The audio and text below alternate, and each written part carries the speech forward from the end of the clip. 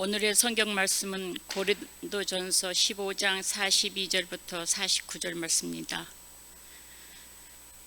죽은 사람들의 부활도 마찬가지입니다. 썩을 것으로 뿌려지지만 썩지 않을 것으로 부활합니다. 보잘것없는 것으로 뿌려지지만 영광스러운 것으로 부활합니다.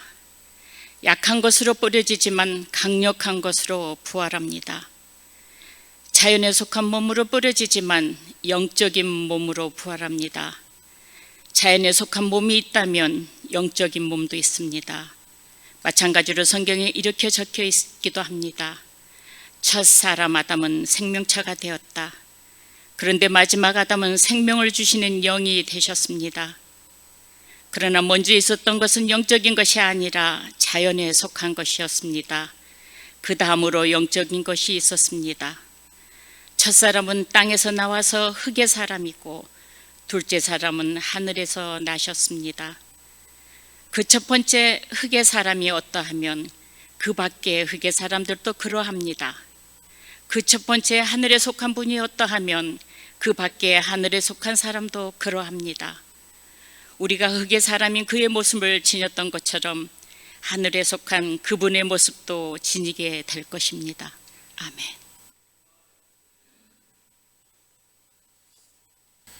한 신학생이 교수에게 물었습니다. 구원이 무엇입니까?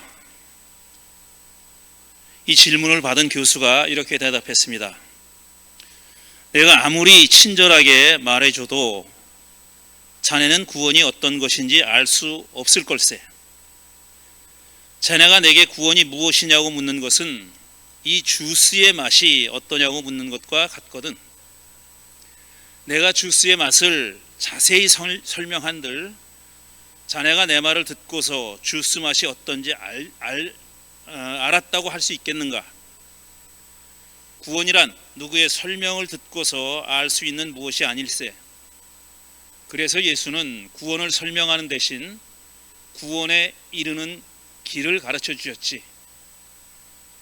정말 구원이 무엇인지 알고 싶나? 그렇다면 구원을 받아보시게. 그 길밖에 다른 길은 없네. 이 교수는 잠시 말을 끊었다가 한마디 덧붙였습니다. 구원받은 사람 또한 그것을 언어에 담아 옮길 수는 없을 걸세. 억지로 말을 해도 수수께끼 같은 이상하고 애매한 말이 겨우 나오겠지. 그래서 옛 어른은 아는 사람은 말이 없고 지자는 무언이고 말하는 사람은 모른다. 언자는 무지다. 이렇게 말했던 것일세.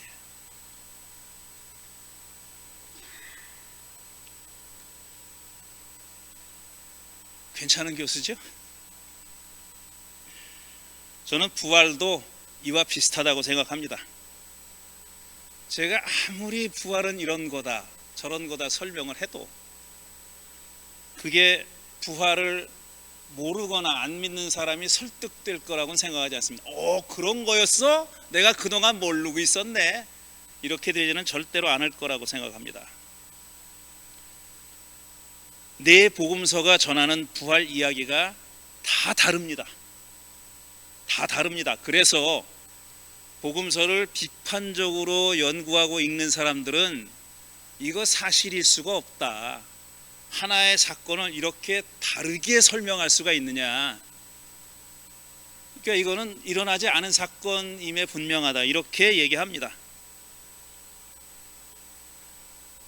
그런데 그것도 저는 이렇게 생각하죠. 인간의 언어가 부활이라고 하는 사건을 담기에는 적절하지 않다고.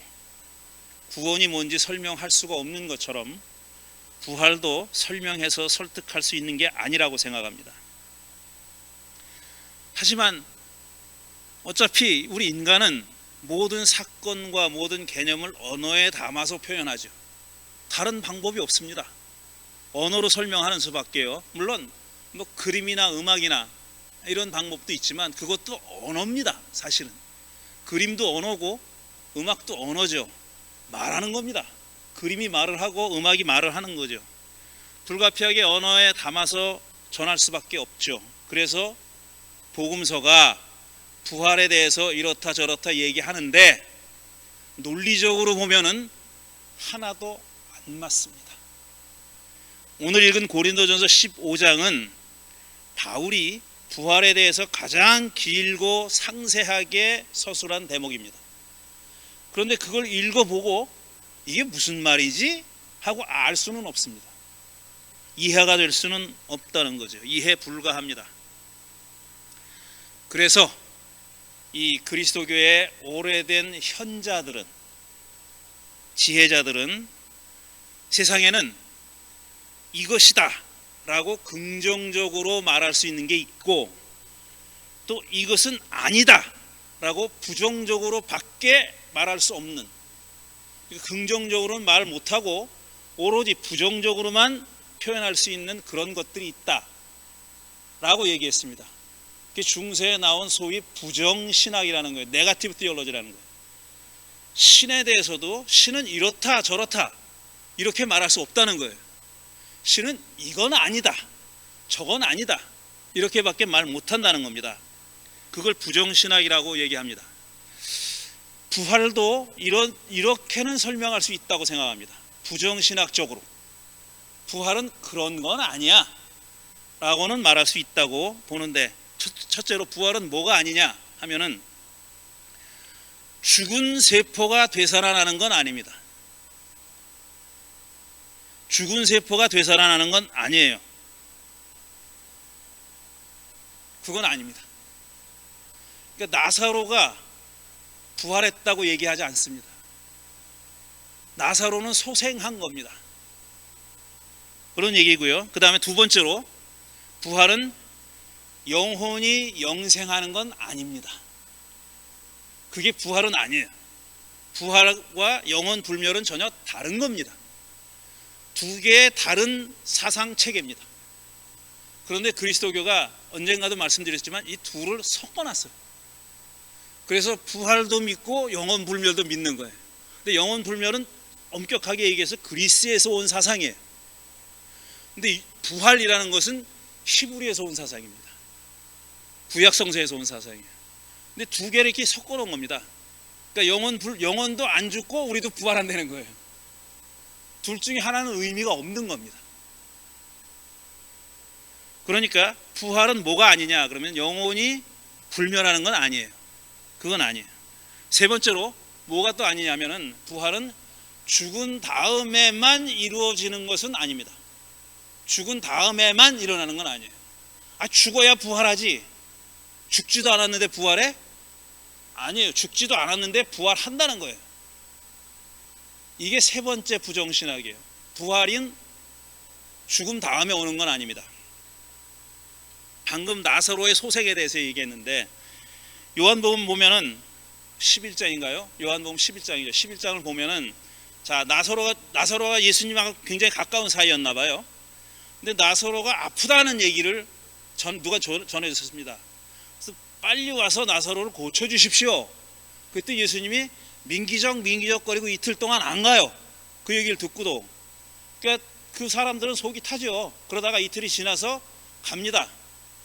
갔는데 이미 당도했을 때는, 나사로의 집에 당도했을 때는 나사로가 죽은 지 나흘이 지났다 그랬어요. 그러니까 시신이 썩기 시작한 거죠. 이미 나흘이 지났습니다. 근데 예수님은 계속 나사로가 죽었다 그러니까 아니라고, 그는 자고 있다고, 죽은 거 아니라고 얘기해요. 당도했습니다. 그 나사로의 집에 당도했는데 그 누이인 마르다가 나와서 얘기하는 거야. 아이고 주님이 조금만 일찍 도착하셨으면은 우리 오레비가 안 죽었을 텐데, 이렇게 얘기해요. 걱정 말고 믿어라 그래요. 다시 살아날 거다 그랬더니 마르다가 뭐라 그럽니까? 마지막 날이 돼서 모두가 다 부활할 때는 우리 오레비도 살아날 거죠. 그건 제가 알죠. 이렇게 얘기해요. 그때 예수님이 뭐라 그러셨습니까? 나는 부활이요 생명입니다. 나를 믿는 사람은 죽어도 살 겁니다. 그리고 살아서 나를 믿는 사람은 모두 절대로 영원히 죽지 않을 겁니다. 부사어를 두 개나 썼어요. 절대로 영원히 죽지 않을 거다 그랬어요. 이걸 그대가 믿습니까? 이렇게 말합니다. 그러니까 예수님이 지금 얘기하시는 부활은 뭐냐? Here and now예요. 지금 여기서 부활한다는 거예요. 그가 죽었든지 죽지 않았든지 상관이 없다는 겁니다. 죽은 사람도 부활하는 거고 안 죽은 사람도 부활한다는 거예요. Here and now에 지금 부활한다고. 마지막 날 그거 아니고 지금 부활한다. 이렇게 말씀하신 겁니다. 그걸 믿습니까? 라고 마르다에게 물어본 겁니다. 그래서 제가 오래전부터 부활 신앙이라는 것은 선택하는 거다 그랬어요. 기억나십니까? 저는 부활 신앙이라는 것은 선택하는 거다. 내가 그걸 믿자고 작정하는 거예요. 안 믿자고 작정하는 거 그렇게 할 수 있어요. 근데 부활을 믿자고 작정하는 사람의 삶이랑 부활을 안 믿기로 작정한 사람의 삶은 좀 다릅니다. 무엇이 좋은가 하는 것은 이 부활을 안 믿기로 작정한 사람은 자기 좋은 걸 찾아낼 거예요. 그건 그 사람대로 좋은 거예요. 난 부활 같은 건 안 믿어. 그냥 내가 이 생에 사는 동안에 열심히 살 거야. 그럴 수 있어요. 그것도 좋은 얘기예요. 근데 부활을 믿는 사람의, 부활을 믿기로 작정한 사람의 삶은 또 다른 무엇인가가 있는 거예요. 제 말씀은 이걸 안 믿어지는 거를 억지로 믿게 할 수는 없다는 겁니다. 절대로 그렇게 못하고요. 또 믿어지는데 너 믿으면 죽어? 그래도 포기 못해요. 그걸 포기 못하고 박해당한 사람들이 첫 그리스도인들이 그런 사람들입니다. 너 이거 안 믿으면 부인하면 내가 살려줄게. 근데 그게 안 되는 거예요. 그 사람들은. 그걸 쓸데없는 개죽음이라고 하지 말자고. 인간은 한 번은 죽습니다. 언젠가 죽어요. 근데 그 사람은 자기 신념을 위해서 죽은 거예요. 우리 인간 세상에 그 긴 인류의 역사에 다양한 종교가 있어 왔죠. 또 지금도 있고요. 다양한 종교들이 있습니다. 뭐 4대 종교, 5대 종교 얘기하지만 그건 시건방진 얘기고, 그럼 규모가 작은 종교라고 가치가 덜하냐 그런 건 아니에요. 4대 종교라는 건 믿는 사람이 많다 그 정도죠. 이렇게 다양한 종교는 서로 다른 이 사고 체계를 발전시켜 왔고 서로 다른 역사를 걸어왔습니다. 역사의 길을 걸어왔기 때문에 지금 그 신앙 체계가, 신앙의 모습이 굉장히 달라요. 불교하고 그리스도교하고 합치지 못합니다. 회교하고 그리스도교도 합치지 못해요. 서로 달라요. 그러니까 다 뭉뚱그려서 하나의 종교로 만들겠다, 그건 불가능한 얘기입니다. 이렇게 서로 다른 종교, 다양한 종교가 있지만 각 종교가 추구하는 궁극적인 가치, 이거는 겉으로 보이는 것보다는 상당히 비슷합니다. 같다는 얘기가 아니에요. 상당히 비슷해요. 겉으로 드러나는 모습보다는 상당히 비슷합니다. 종교가, 저 유명한 폴 틸리라는 사람이 종교가 뭐냐 그랬더니 궁극적인 관심이라고 그랬어요. Ultimate concern이라고 얘기했어요. 궁극적인 관심이다. 어떤 사람이, 어떤 집단이 궁극적으로 관심을 가지고 있는 게 종교라는 거예요. 그리고 그 종교가 다른 관심들을 상당히 영향을 주고 지배하고 있다, 이렇게 얘기했습니다. 이게 종교가 그러니까 그만큼 중요하다는 얘기예요. 왜? 종교가 그 사람의 궁극적인 관심인 한 그런 겁니다. 종교가 그 사람의 궁극적인 관심인 한 다른 것에 영향을 주는 겁니다. 다른 가치에 영향을 주는 거죠. 자, 이런 궁극적인 관심인 종교가 추구하는 궁극적인 가치가 서로 비슷하다는 얘기입니다. 그렇게 생각하는 것만큼 그렇게 크게 다르지 않다라는 거예요. 기독교는 그거를 구원이라는 말로, 그런 개념으로 오랫동안 표현해 왔습니다. 불교는 열반이라는 말로 표현해 왔죠. 그럼 구원과 열반이 얼마나 다르냐? 비교 종교학자들에게 물어보면 보통 사람들이 생각하는 것보다 훨씬 비슷하다고 얘기합니다. 둘이 그렇게 크게 다르지 않다고 얘기해요. 서로 그렇게 크게 다르지 않습니다. 그런데 이런 여러 종교들이 그 궁극적인 가치를 실현하려고, 아니면은 얻으려고, 뭐라고 표현해도 좋아요.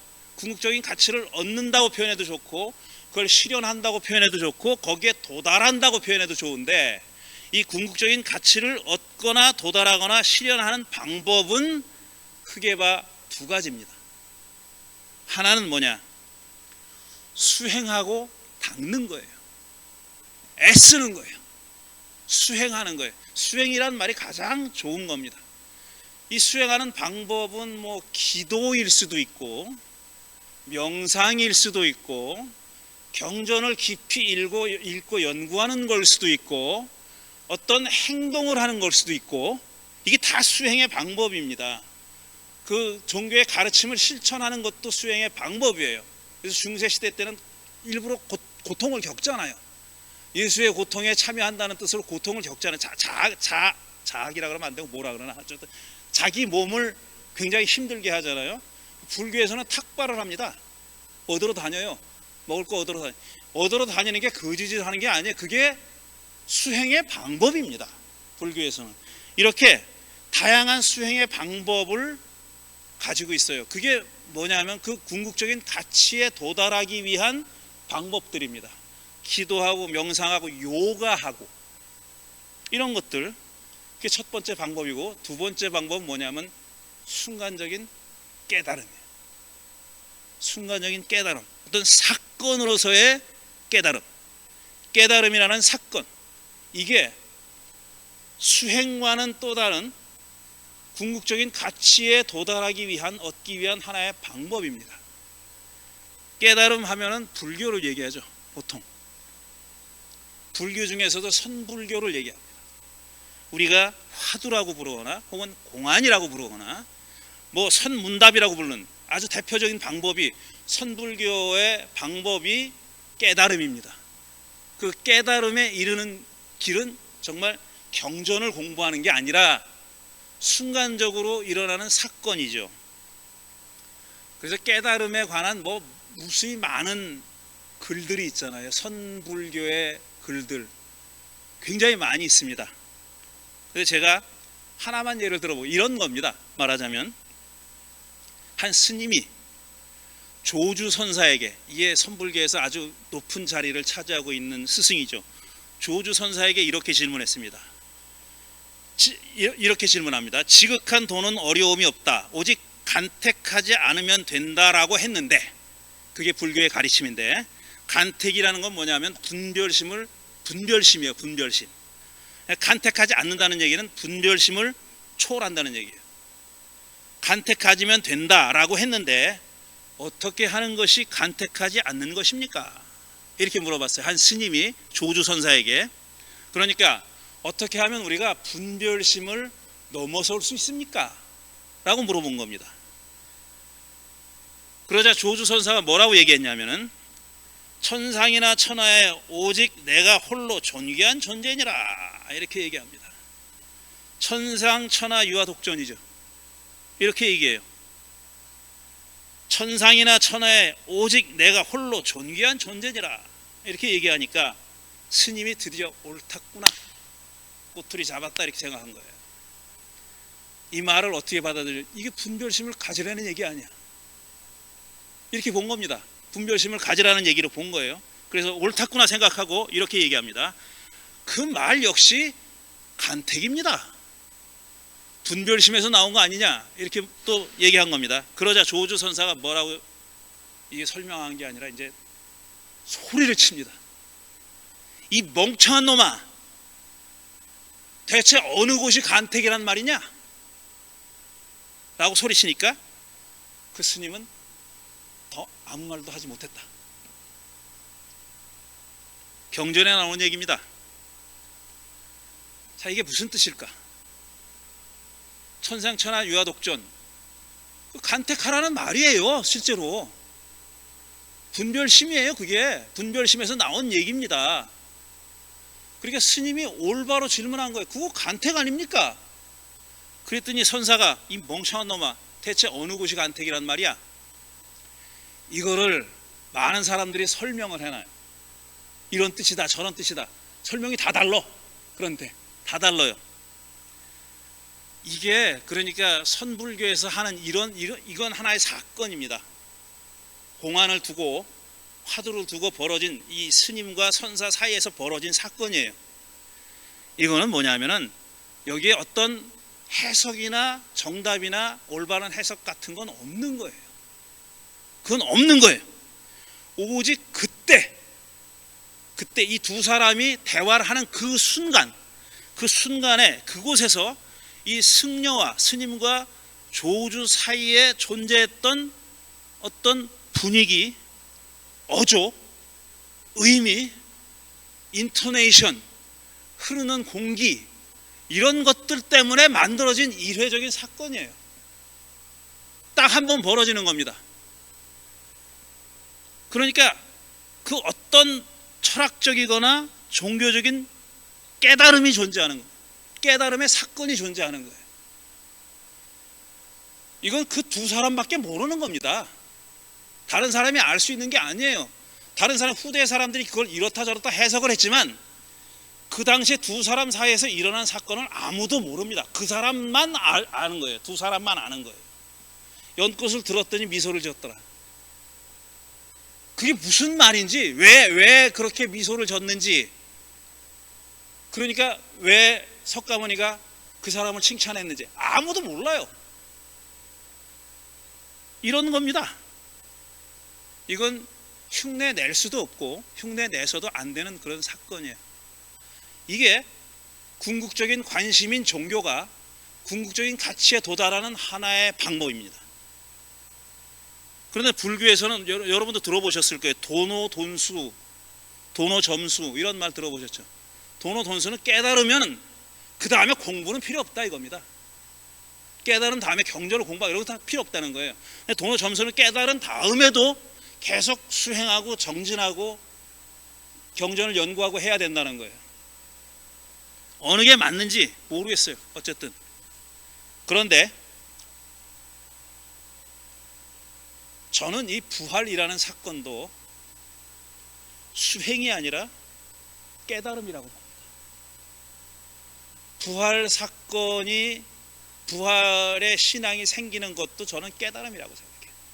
근데 깨달음을 적을 수는 없어요.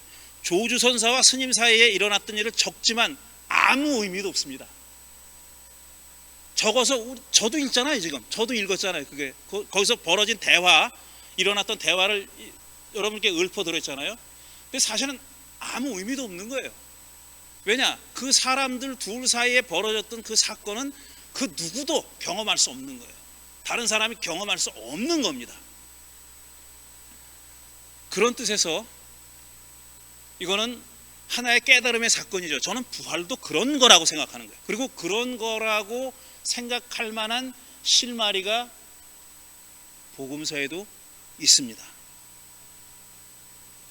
요한복음 14장에 제자들에게 예수님이 이렇게 얘기합니다. 나야말로 길이고 진리고 생명입니다. 나는 길이요 진리요 생명입니다. 이렇게 얘기했어요. 나를 통하지 않고서는 아버지께로 올 사람이 아무도 없습니다. 그랬어요. 나를 통하지 않고서는 아버지께로 올 사람이 없습니다. 그대들이 나를 알았다면 내 아버지도 알게 될 것입니다. 이렇게 얘기합니다. 그랬더니 제자 중에 한 사람 빌립이 뭐라고 얘기하냐면, 주님, 우리에게 아버지를 보여주십시오 이래요. 아버지를 보여주십시오 그래. 그랬더니 예수님 뭐라고 얘기하냐면은, 또 게다가 보여주십시오가 아니라 그러면 저희가 더 바랄 게 없겠습니다 라고 그렇게 청탁을 합니다. 그랬더니 예수님이 뭐라 그러냐면 이렇게 오랫동안 내가 그대들과 함께 있어요. 그런데도 나를 알지 못하나요 빌립? 나를 본 사람은 아버지를 본 겁니다. 이렇게 얘기해요. 이건 조주선사식으로 얘기하면 야 이 멍청한 놈아, 대체 어느 곳이 간택이란 얘기야? 라고 말씀하신 거예요. 그렇게 긴 세월 동안 나랑 같이 있었는데 아버지를 보여달라고? 어디가 간택이란 말이야? 나를 그렇게 보고도 또 아버지를 보여달래?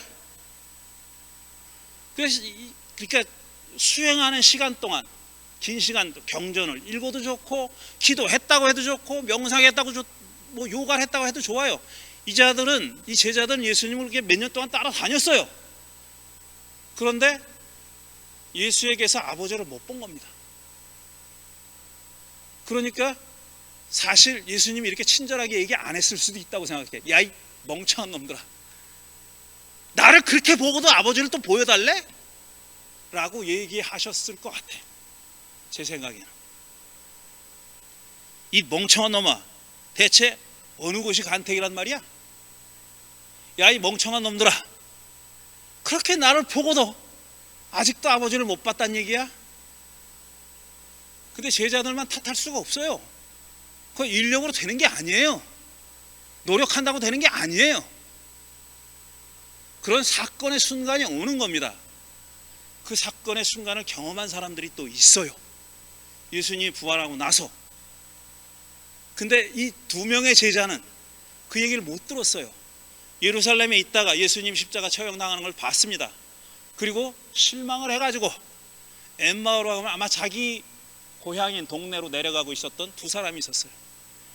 엠마오로 가는데 누가 쓱 끼어드네. 그래가지고 그동안 예루살렘에서 일어났던 일을 얘기한 겁니다. 끼어들었어요. 그리고 이 사람이 뭐라고 얘기하냐면 그 알지 못하는 그 사람이 이제 구약 성경에 나오는 그 메시아에 대한 얘기를 이렇게 해준 거예요. 설명해 준 거예요. 경전을 풀이해 준 거죠. 근데 그렇게 해도 이 사람들은 그 사람이 예수인지 못 알아봤다는 거예요. 이 사람이 그럼 예수님과는 일면식도 없는 초면이었냐? 그럴 리가 있습니까? 자기들이 다 봤잖아요. 예루살렘에서 일어난 일을 다 보고 그걸 이 외지인한테 설명하는 거예요. 설명해 줬다는 거예요. 아니, 당신 도대체 예루살렘 무슨 일이 벌어졌는지 몰라? 그러면 설명해 줬다는 거예요.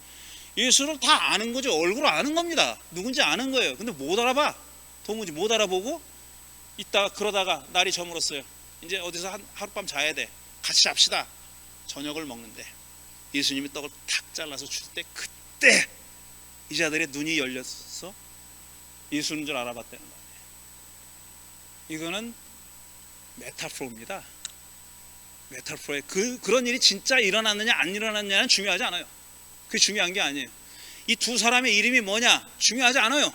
또 한 사람은 이름이 있고 한 사람은 또 없대네. 어쨌든 그건 중요하지 않아요. 지금 이 얘기가 말하려고 하는 게 뭐냐라는 거예요. 그 순간 딱 하고 오는 거예요.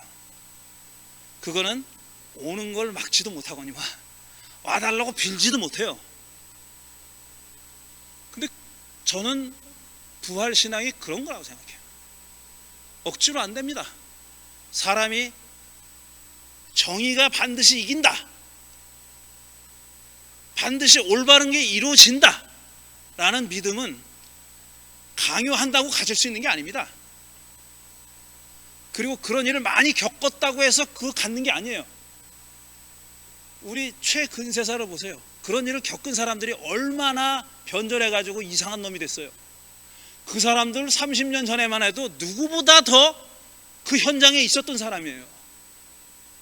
누구보다 더 열심히 앞에서 희생을 각오했던 사람이에요. 그런데 그 사람들은 제 해석입니다. 그 사람들은